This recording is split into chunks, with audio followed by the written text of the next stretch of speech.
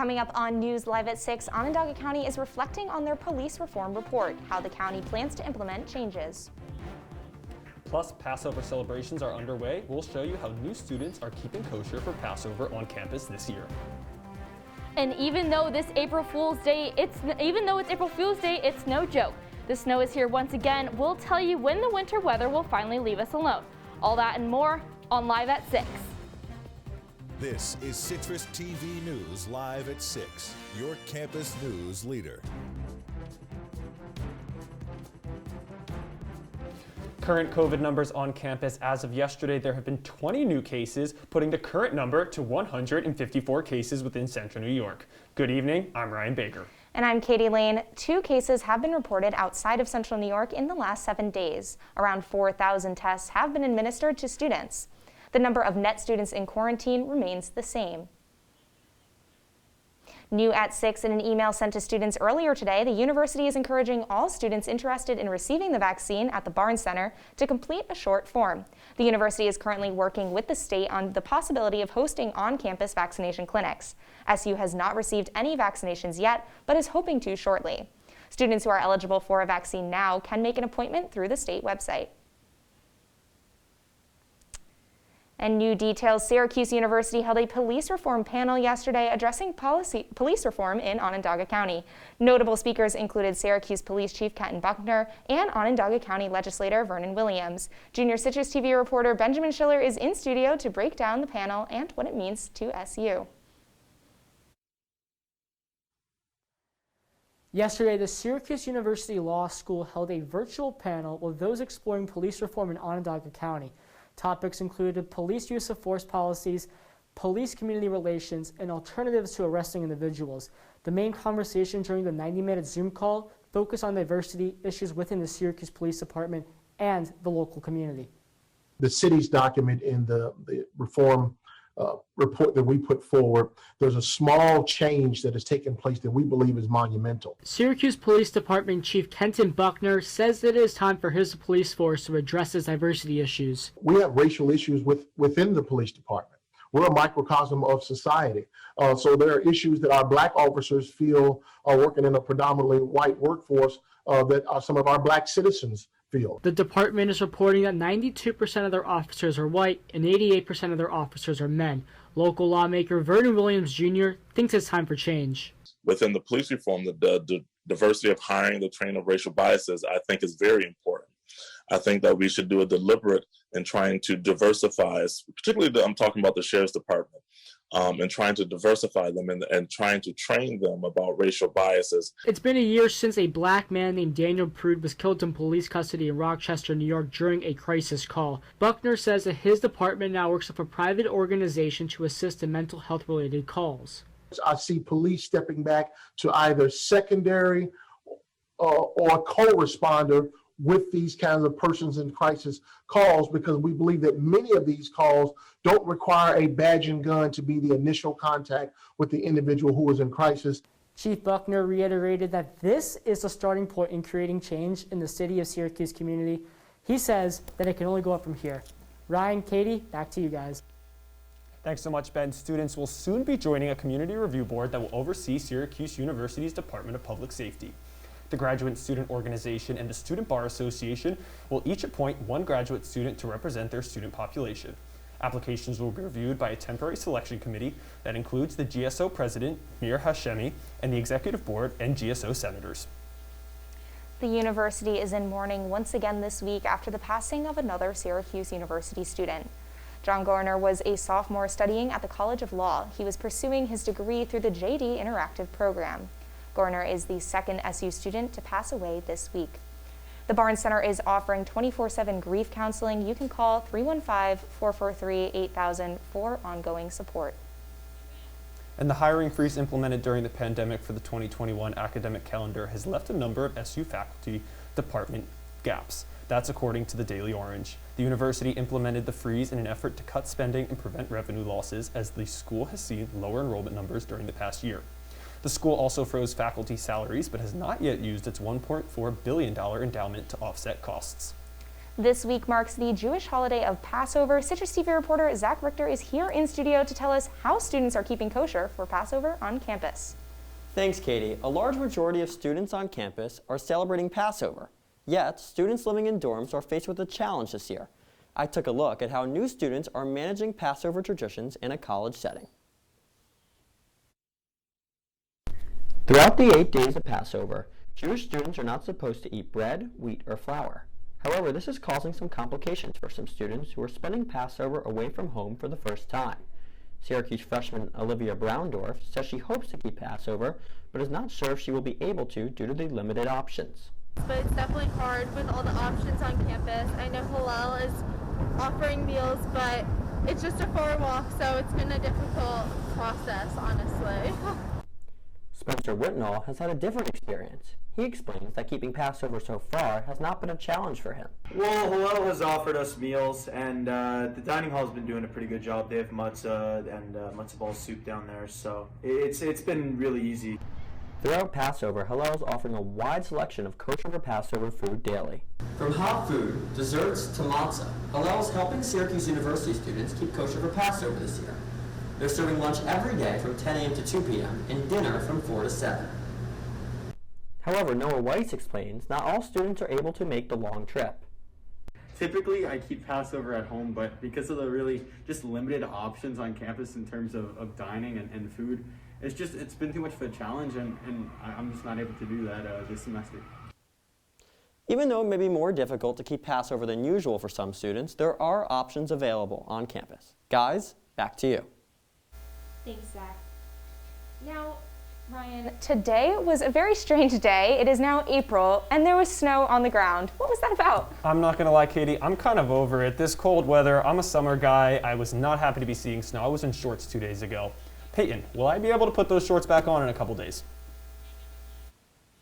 Yes, Katie and Ryan, it's looking pretty weird out there. It's April and we're experiencing some snow, but you will be able to wear shorts in a couple of days. It will be hotter, but right now we're going to focus on today's weather currently.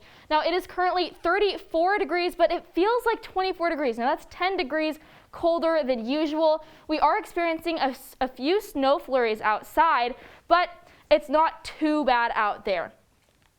Now, going into tonight, today is actually opening day for the MLB, and tonight we're going to be getting some winds, some high wind gusts, 15 to 25 miles per hour. Now, I've seen some people wearing some ball caps out there, sporting their favorite team for opening day, and I today wore my Dodgers hat, and I know that's a little bit controversial, but I was getting some heat, but we're not getting heat here.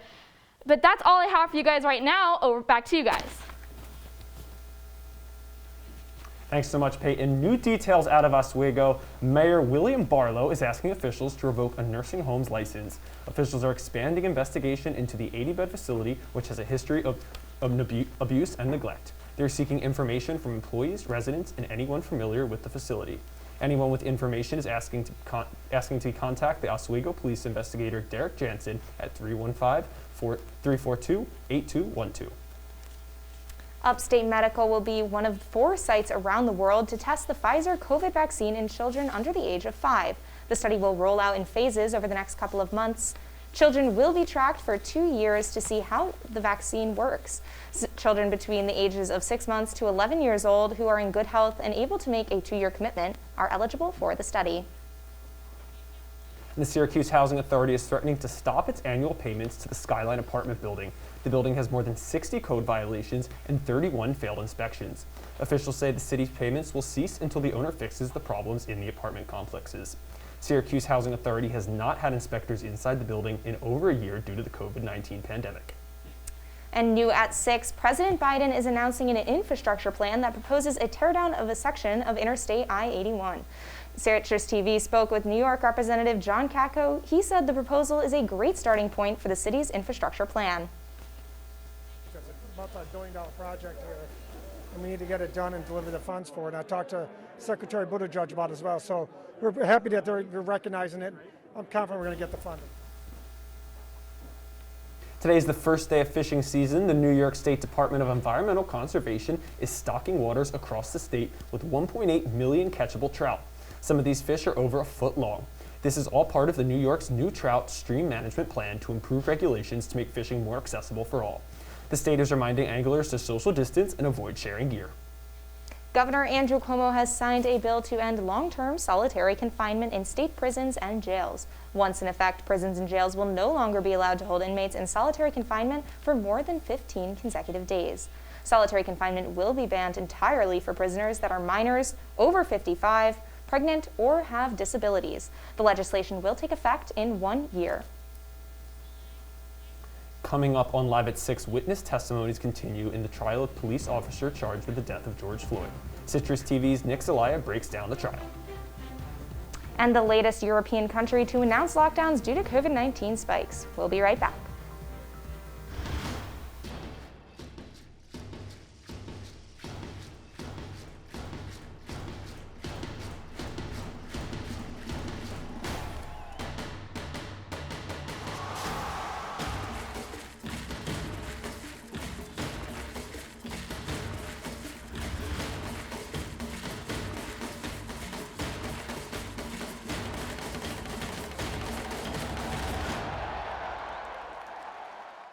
Here at WAER, we're committed to bringing you stories about the Syracuse community. But we know you're busy. You may not always be able to tune into the radio at exactly the right time. So now we're getting you the stories you want, however you want them, whenever you want them. Whether it's through the NPR One app, on our website, or live on air, we're finding new ways to make sure you're getting the quality journalism you deserve. It's never been easier to access reporting you trust and care about.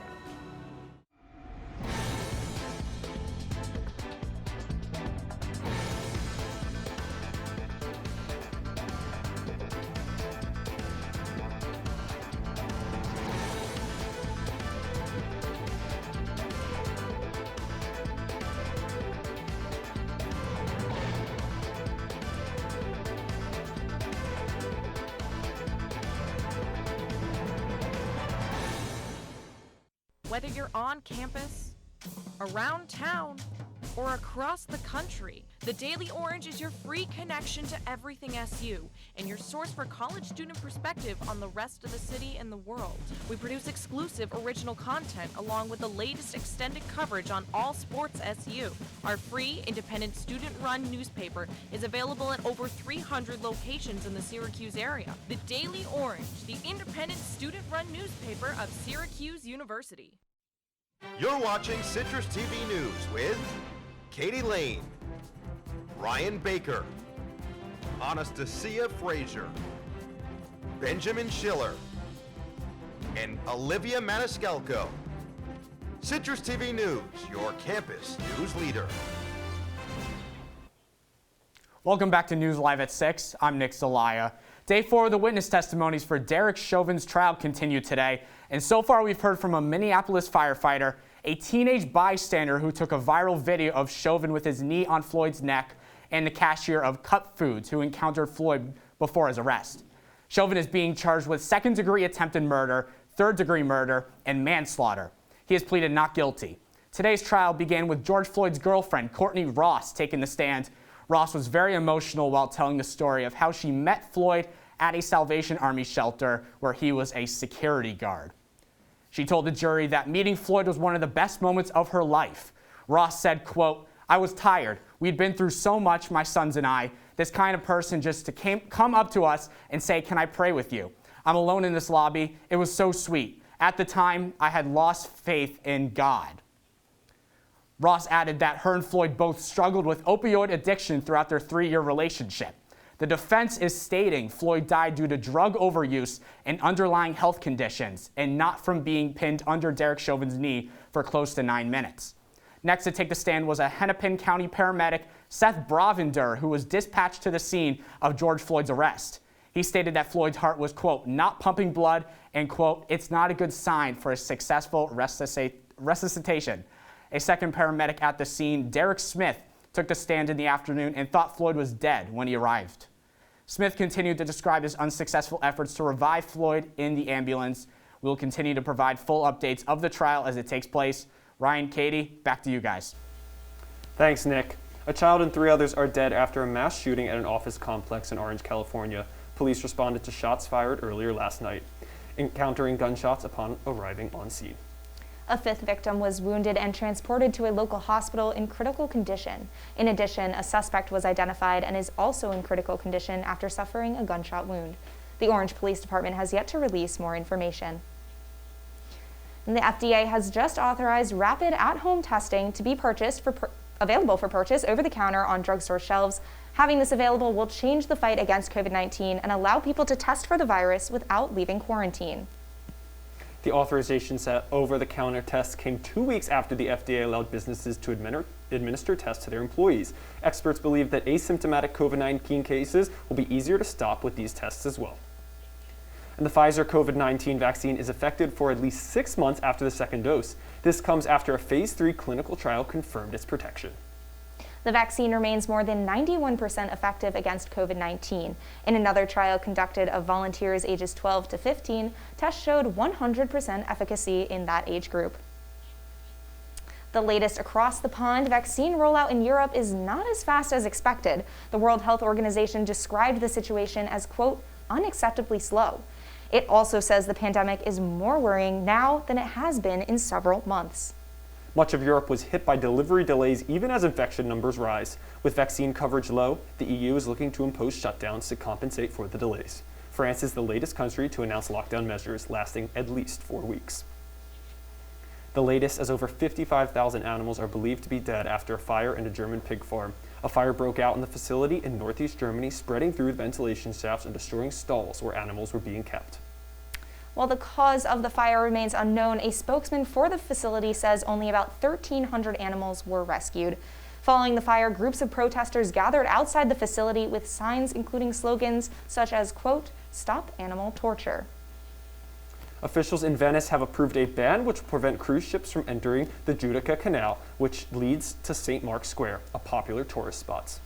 The decision comes in response to a request from the United Nations educational, scientific, and cultural organizations. Critics argue that ships cause pollution and erode the foundations of the city. Large ships will be required to dock at the city's industrial port. Stay with us for the 5-day forecast to keep you prepared for this week's weather. We're 5 minutes to air, people. Where's Otto? Bert, I told you, just text him. Who is that? Still looking for Otto. Nick, really? Adam, he's in the lobby.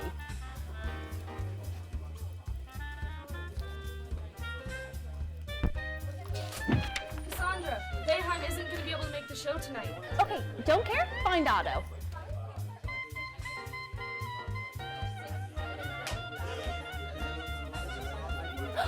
Otto, we've been looking for you. Thank you so much for coming to our show. Now, will someone please put a mic on him? Places.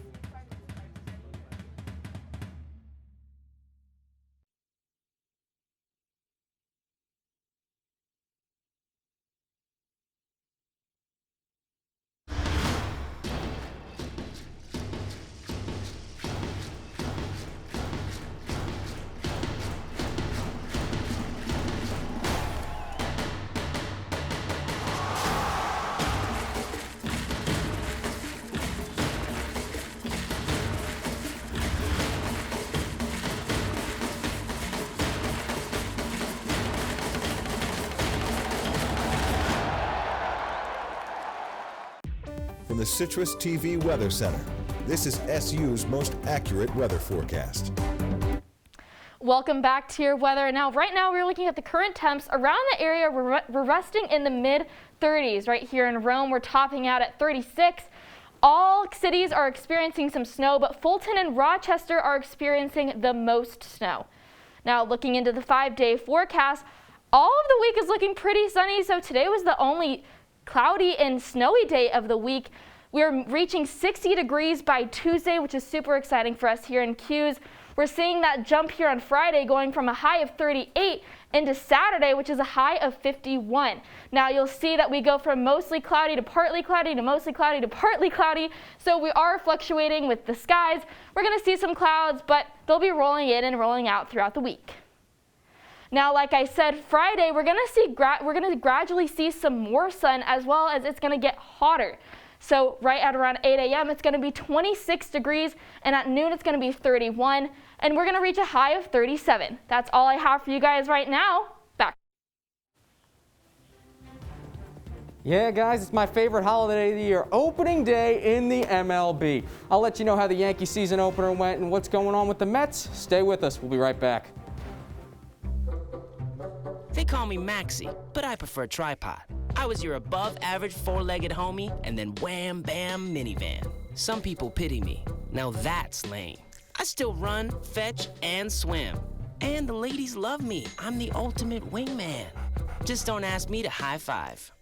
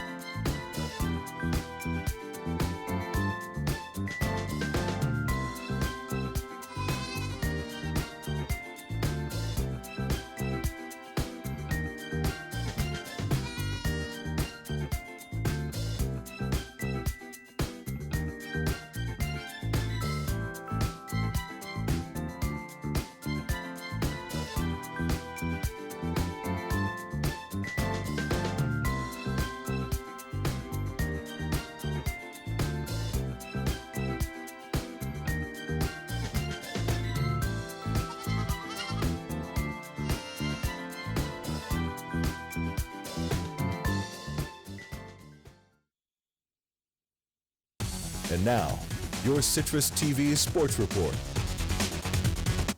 Well, hope springs eternal on opening day, and expectations were high coming in that the Yankees would win to start the season. Welcome back into sports. I'm Tom Russo. The Bombers had their ace on the mound in Garrett Cole. They had their best lineup minus Luke Voigt, but as we go to the highs, it was not to be. Blue Jays jumped out to a 1-0 lead, but then Gary Sanchez going yard.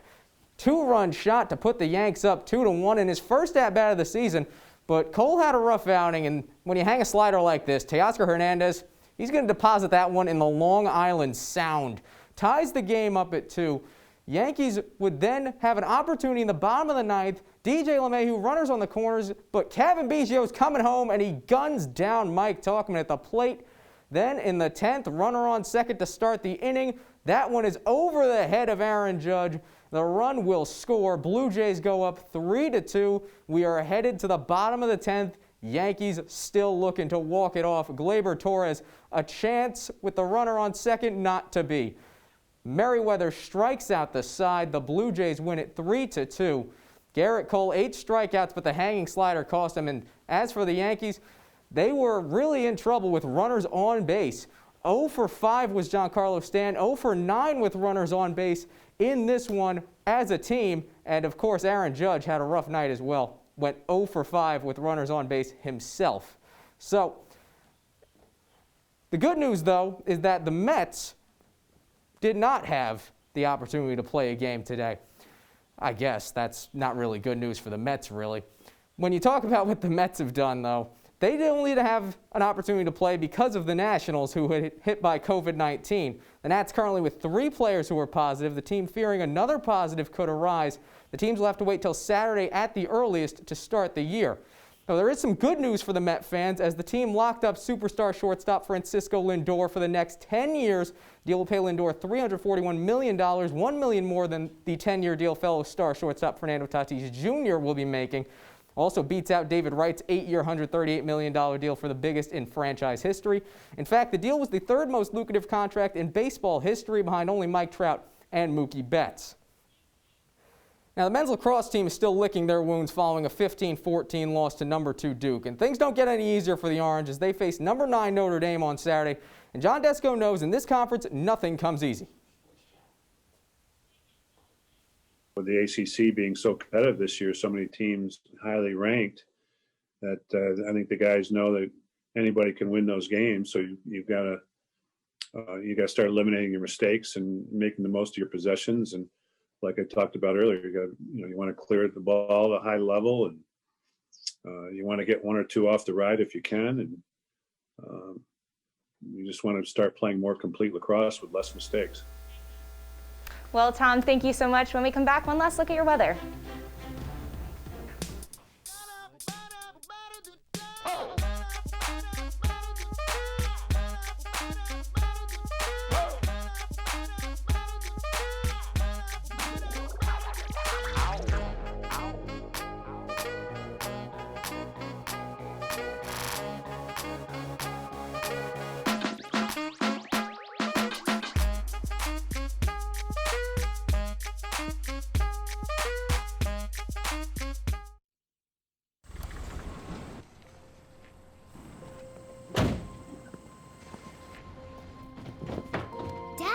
They took over my bedroom. Come on, come on. Okay, Dad. 1, 2, 3. Dad!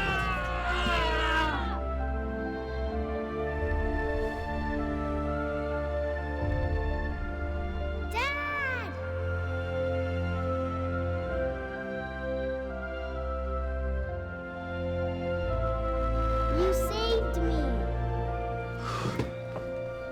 Dad? Are you okay? I'm fine, dear.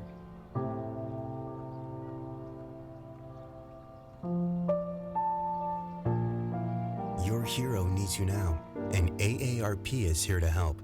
Find the care guides you need at aarp.org/caregiving.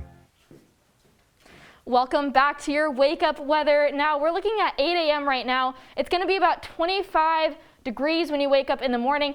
It's going to be pretty cloudy, but it is going to be pretty cold, so make sure to dress appropriately when you're headed outside. Grab a coat, grab a scarf, so it's going to be pretty cold. And by around 10 a.m., the clouds will start to roll out and we'll gradually start to see that sun.